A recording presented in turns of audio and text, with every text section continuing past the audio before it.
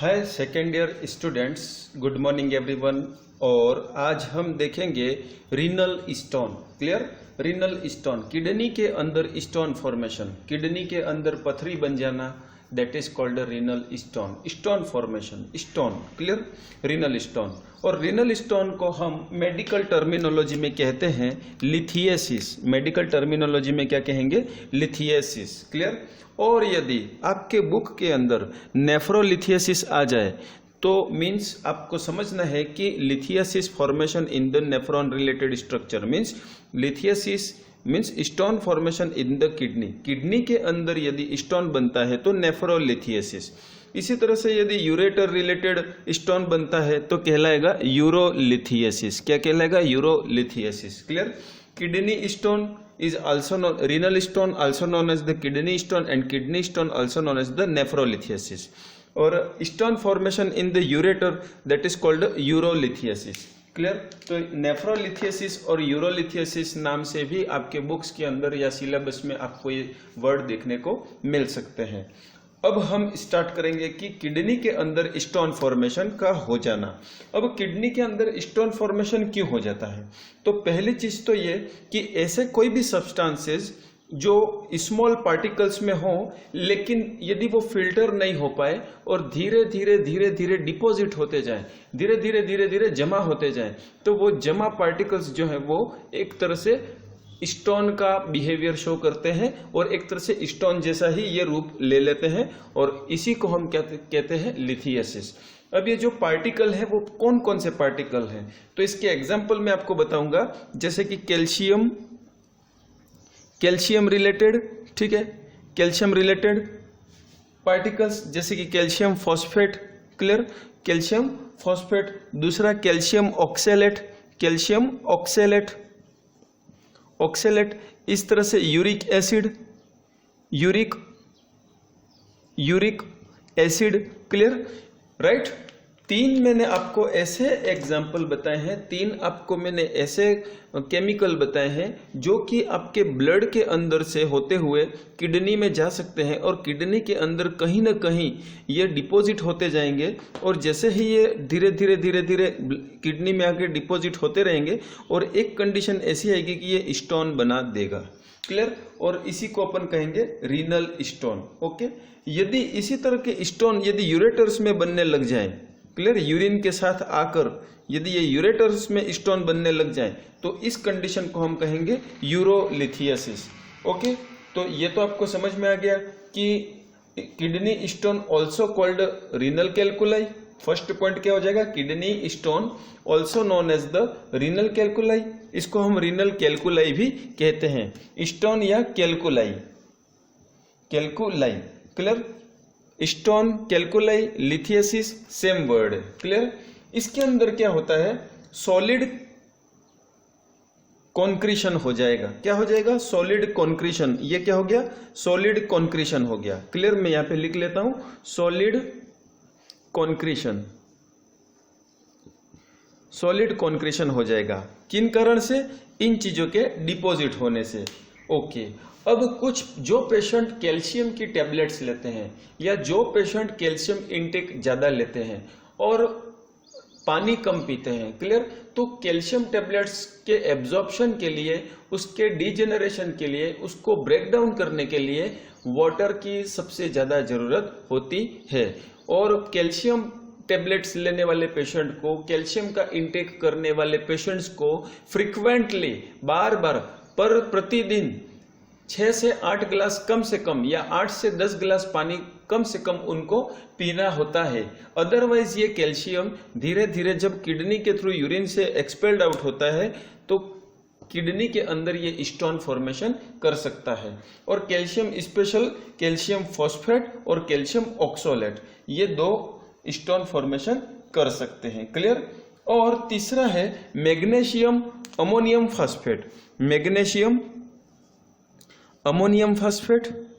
तो ये कुछ ऐसे एजेंट हैं, ठीक है, मैंने पहले 3 बताए थे, अब 5 बता दिए। ये एजेंट ऐसे हैं जो कि आपके ब्लड के थ्रू और किडनी के थ्रू कहीं ना कहीं आएंगे, किडनी के अंदर स्टोन फॉर्मेशन कर देंगे और इसी को अपन क्या कहते हैं? सॉलिड कॉन्क्रीशन या फिर renal calculi. Clear, okay. Next हम देखते हैं कि ये किडनी के अंदर भी हो सकता है, ये यूरेटर में भी हो सकता है और ये ब्लैडर के अंदर भी हो सकता है। क्लियर। दूसरी चीज ये कि ये जो स्टोन फॉर्मेशन है ये पेन क्रिएट कर भी सकते हैं, पेन नहीं क्रिएट भी कर सकते हैं। क्लियर, मीन्स किडनी स्टोन के पेशेंट को पेन नहीं भी हो सकता है और पेन हो भी सकता है। यदि पेन नहीं होता है तो कोई दिक्कत नहीं, लेकिन वो स्टोन धीरे धीरे बढ़ता जाएगा और एक बड़ा रूप ले लेगा और उस समय पर्सन के सिम्टम एक साथ अपीयर होंगे, सर्जरी की जरूरत पड़ेगी। लेकिन यदि पेन करता है, क्लियर, यदि स्टोन पेन करता है, यदि स्टोन पेन करेगा तो यहाँ पे जिस तरह का पेन होगा उस पेन को हम कहेंगे colic pain. Colic pain means चुभने वाला पेन।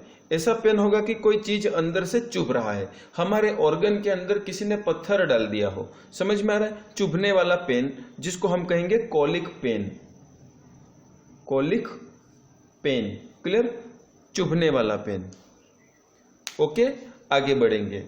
तो ये सारी चीजें आपको ध्यान रखनी है।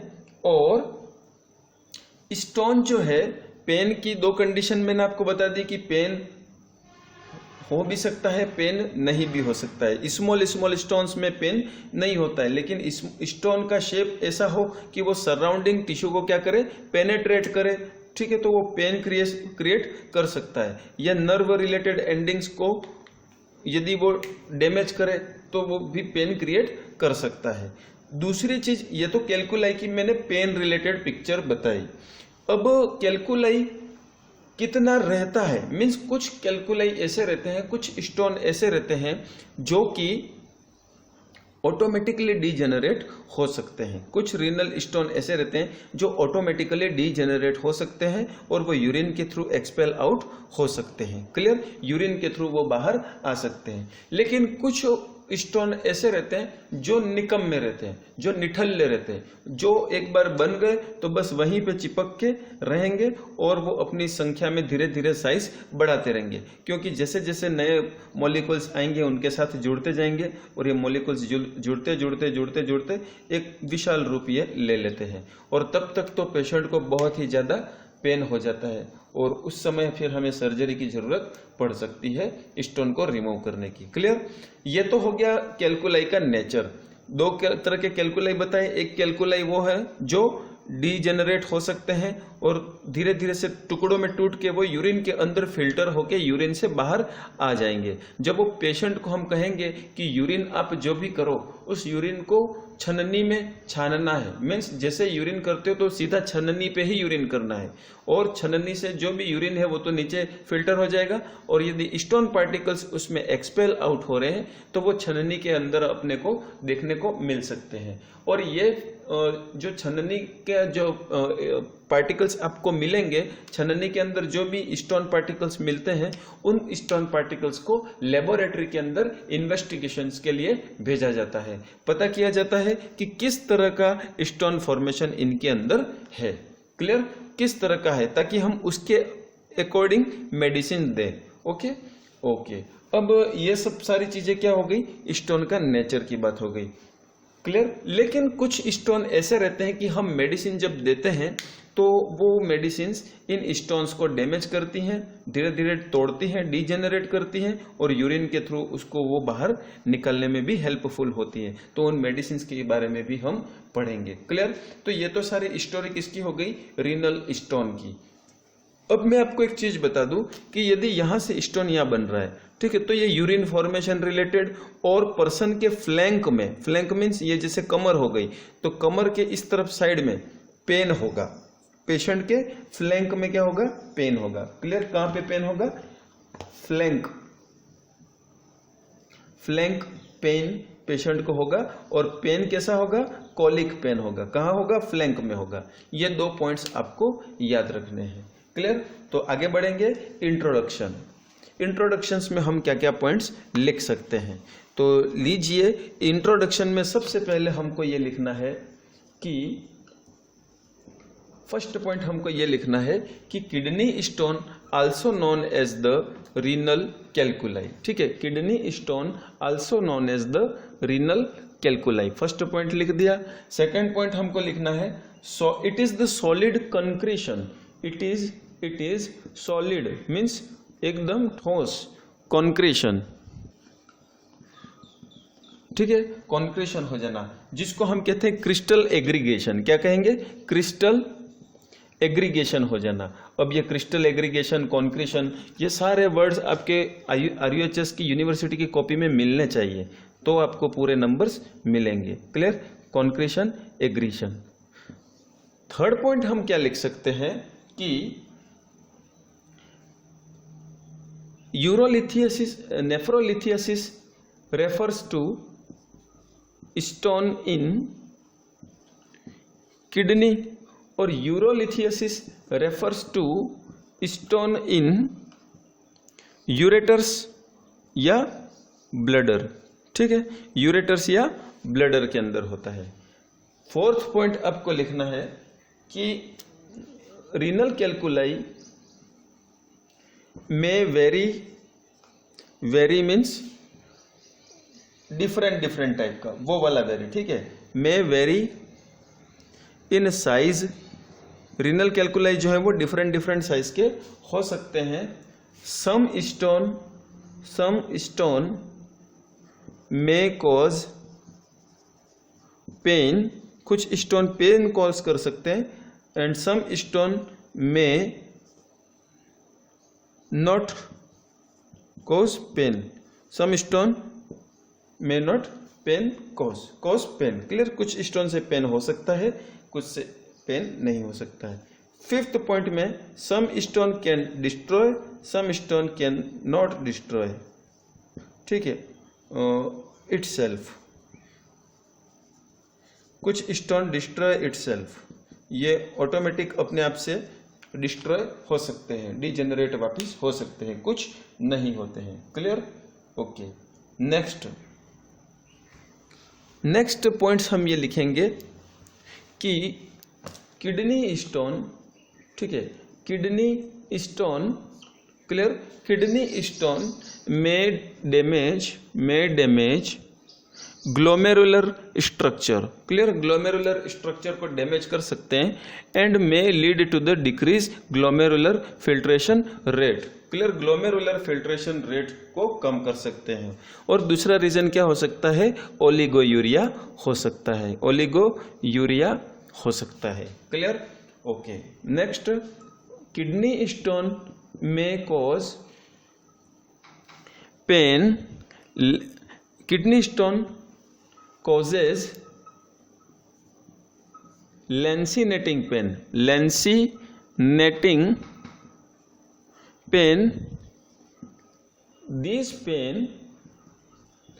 this pain is called as colic pain, ठीक है, lancinating pain, this pain is called colic pain. और इस तरह का पेन एपेंडिसाइटिस के अंदर भी होता है। गैस्ट्रोइंटेस्टाइनल सिस्टम की क्लास लेंगे तब हम उसको समझेंगे। क्लियर? एपेंडिसाइटिस। अभी हमने लिखा kidney stone may cause the लेंसिनेटिंग, ये तेज चुभने वाला पेन क्रिएट करता है जिसको हम कॉलिक पेन कहते हैं। ठीक है।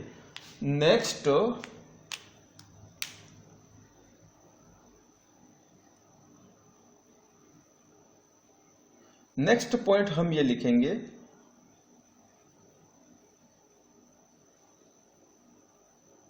किडनी स्टोन, या हम ये लिख सकते हैं कैलकुलाई। ठीक है, कैलकुलाई। कौन सा कैलकुलाई? कोई भी कैलकुलाई, चाहे वो किडनी में बने, यूरेटर में बने, ब्लैडर में बने, ठीक है, कोई भी calculi. Calculi made up of, calculi can be made by किन किन चीजों से बन सकता है?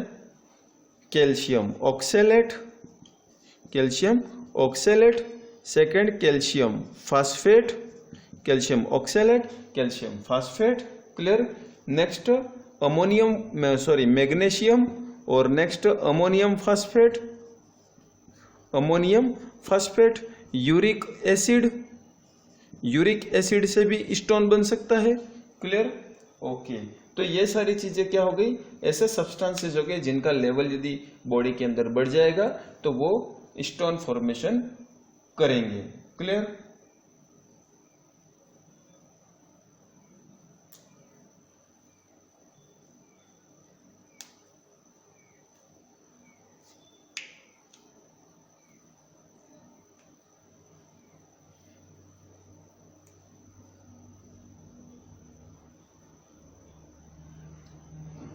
ओके, नेक्स्ट आगे बढ़ेंगे डेफिनेशन। ठीक है, डेफिनेशन। तो डेफिनेशन में हमको क्या लिखना है, मैं फटाफट लिखूंगा, आपको भी अपनी रफ कॉपी में डेफिनेशन उतार लेनी है कि रीनल स्टोन में be define as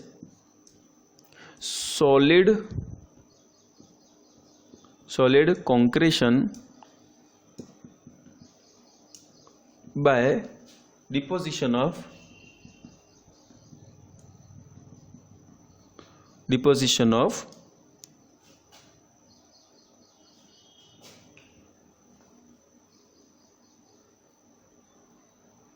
urinary waste such as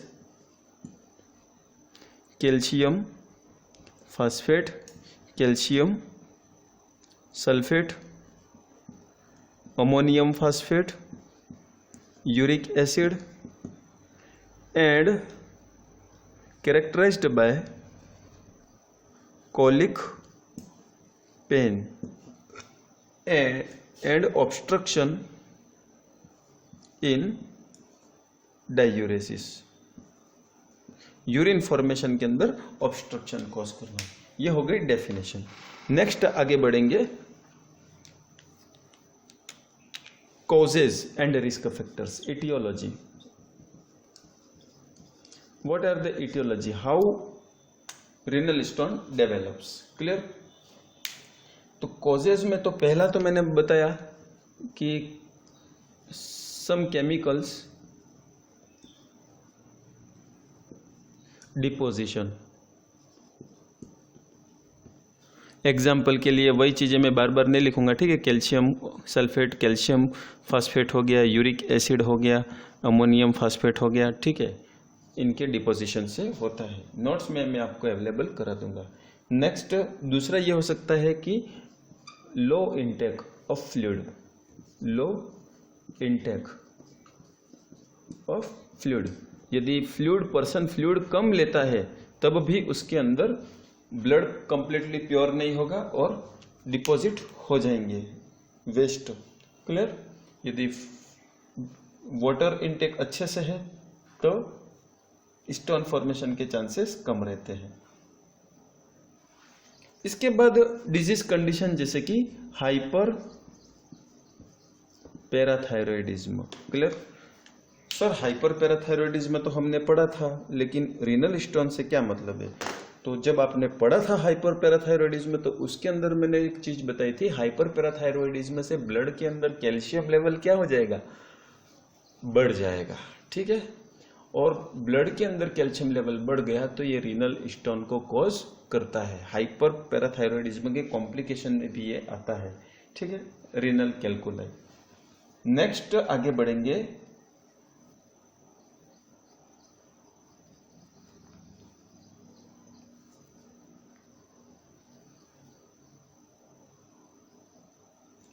access intake of vitamin D. ठीक है, excess intake of vitamin D. Vitamin D जरूरत से ज्यादा यदि आप लेते हो, ठीक है, वैसे तो लेना चाहिए, आजकल की प्रकृति ऐसी है, नेचर ऐसा है कि विटामिन की कमी तो अक्सर बनी ही रहती है, ठीक है, आप जितना लो उतना कम है ऐसा कहा जाता है।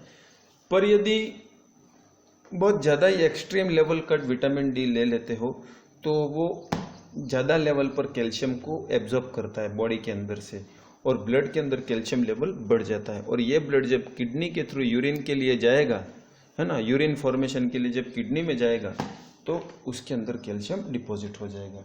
तो मोस्ट यही है calcium oxalate, sorry calcium phosphate नहीं, कैल्शियम ऑक्सैलेट, हाँ, सल्फेट नहीं है, कैल्शियम सल्फेट नहीं है, कैल्शियम ऑक्सैलेट है। क्लियर? कौन कौन से एजेंट है? कैल्शियम ऑक्सैलेट है, कैल्शियम फास्फेट है। कैल्शियम फास्फेट से याद रखना है अमोनियम फास्फेट भी है, और इसका भी कपल बनाना है तो मैग्नीशियम याद रखना है। ठीक है? यूरिक एसिड के बढ़ने से। ठीक है? ये चीजें हो गई जो स्टोन फॉर्मेशन कर सकती है।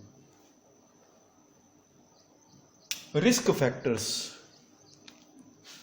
Next heading risk factors. ऐसी कौन कौन सी लाइफ स्टाइल है, क्या क्या फैक्टर्स हैं जो कि किडनी के स्टोन की रिस्क को बढ़ा देते हैं? जैसे कि इनएडिक्वेट फ्लूइड इनटेक। ठीक है? दूसरा फैमिली हिस्ट्री क्यों भाई? क्योंकि कुछ जेनेटिक डिफेक्ट ऐसे रहते हैं जो मेटाबॉलिज्म नहीं कर पाते हैं। ठीक है? जैसे कि सिस्टीन के मेटाबॉलिज्म के लिए जीन नॉर्मल होने चाहिए। ठीक है? सिस्टीन का जो मेटाबॉलिज्म है वो किसके अंडर में है? जीन के अंडर में। जीन पर डिपेंड करता है कि सिस्टीन का मेटाबॉलिज्म कैसा हो। यदि फैमिली डिफेक्ट है तो जीन डिफेक्ट होगा तो सिस्टीन का मेटाबॉलिज्म नहीं होगा, और सिस्टीन का मेटाबॉलिज्म नहीं होगा तो सिस्टीन स्टोन के रूप में जम जाएगा। ठीक है? Cysteine stone. तो केमिकल तो बहुत सारे होते हैं स्टोन फॉर्मेशन के, लेकिन मैंने अभी आपको वही बताए थे जो मोस्ट कॉमन स्टोन बनाते हैं। ओके, नेक्स्ट लेंगे chronically elevated uric acid in the blood. Gout कहते हैं जिसको। क्रॉनिकली एलिवेटेड मतलब कि धीरे धीरे क्या हो रहा है? यूरिक एसिड आपके ब्लड के अंदर क्या हो रहा है? Uric acid in the blood क्या हो रहा है? बढ़ रहा है। और इस कंडीशन को अपन गाउट कहते हैं। क्या कहते हैं? गाउट कहते हैं। और जिन लोगों के अंदर धीरे धीरे यूरिक एसिड ब्लड के अंदर बढ़ जाता है उनको स्पेशली जॉइंट पेन की प्रॉब्लम आती है। क्या प्रॉब्लम आती है? जॉइंट पेन की प्रॉब्लम आती है। और उस पर्टिकुलर कंडीशन को, इंक्रीज्ड यूरिक एसिड लेवल की कंडीशन को हम कहते हैं गाउट। और ये यदि यूरिक एसिड ब्लड के अंदर बढ़ जाएगा तो ये ब्लड जब किडनी के अंदर जाएगा, ठीक है, ये ब्लड जब किडनी में जाएगा तो वहां पे स्टोन फॉर्मेशन करेगा। ये ब्लड जब किडनी में जाएगा तो क्या बनाएगा? स्टोन, यूरिक एसिड का स्टोन बन जाएगा। यूरिक एसिड यहाँ पे डिपॉजिट हो जाता है। ठीक है? नेक्स्ट है न्यूरोजेनिक ब्लैडर। न्यूरोजेनिक ब्लैडर का क्या मतलब है? तो ये भी एक रिस्क फैक्टर है। सपोज करो कि ये ब्लैडर है और ब्लैडर से ये यूरिन एक्सपेल्ड आउट हो रहा है। क्लियर? अब क्या होता है कि ब्लैडर की अपनी एक कैपेसिटी होती है कि सपोज इसके अंदर 700 ml, ठीक है, वैसे तो 50 ml है ना, 50 ml या 100 ml यहाँ तक की कैपेसिटी रहती है। जब ये यूरिन होगा, क्लियर, यूरिन जब होगा तो जब ये फुल हो जाएगा तो इसके सेंसेशन जाएंगे ब्रेन में, और ब्रेन से वापस सेंसेशन आएंगे यहाँ पे ब्लैडर को कॉन्ट्रैक्ट होने के। क्लियर? और ब्लैडर जब कॉन्ट्रैक्ट होगा तो यूरिन क्या होगा? एक्सपेल्ड आउट होगा। क्लियर? अब आज क्या हुआ? आज न्यूरोजेनिक डिसऑर्डर हो गया है। आज क्या हुआ? न्यूरोजेनिक ब्लैडर हो गया है। मीन्स ब्लैडर से रिलेटेड जो नर्व इम्पल्स, न्यूरॉन की जो नर्व इम्पल्स आनी चाहिए थी वो नहीं आ पा रही है। ब्लैडर के अंदर न्यूरोलॉजिकल प्रॉब्लम आ गई है। क्लियर? न्यूरोलॉजिकल प्रॉब्लम के कई टाइप हो सकते हैं, लेकिन यहाँ पे ब्लैडर के जो नर्वस सिस्टम है, ब्लैडर को कॉन्ट्रैक्ट करने वाला जो मैकेनिज्म है नर्वस सिस्टम का, उस नर्वस सिस्टम के अंदर क्या हो गया? प्रॉब्लम आ गई, डिफेक्टेड हो गया। तो ये यूरिन क्या होगा? यहीं पे डिपोजिटेड रहेगा, और धीरे धीरे इसके जो भी कोलॉइड हैं, ठीक है, इसके अंदर जो भी कैल्शियम ऑक्सैलेट और कैल्शियम ये फास्फेट, यूरिक एसिड जो भी इसके अंदर हैं वो धीरे धीरे क्या हो जाएंगे? नीचे डिपॉजिट होते रहेंगे, या धीरे धीरे नीचे डिपॉजिट होते रहेंगे, और धीरे धीरे एक कंडीशन ऐसी आएगी कि ये स्टोन फॉर्मेशन बन जाएगा। इसलिए यूरिन को हमें ज़्यादा देर तक रोकना नहीं चाहिए, इसको एक्सपेल आउट कर देना चाहिए। यही कारण है कि हमारे बुजुर्ग कहते हैं कि हमें यूरिन रोकना नहीं चाहिए। ठीक है? और ब्लैडर की इलास्टिसिटी पे भी फर्क पड़ता है। ब्लैडर की जो कंट्रोल की कैपेसिटी है उस पर भी एबनॉर्मल चेंजेस आते हैं, इसलिए यूरिन को नहीं रोकना चाहिए। नेक्स्ट है पैथोफिजियोलॉजी। नेक्स्ट हेडिंग में नेक्स्ट क्लास के अंदर हम देखेंगे पैथोफिजियोलॉजी। Thank you.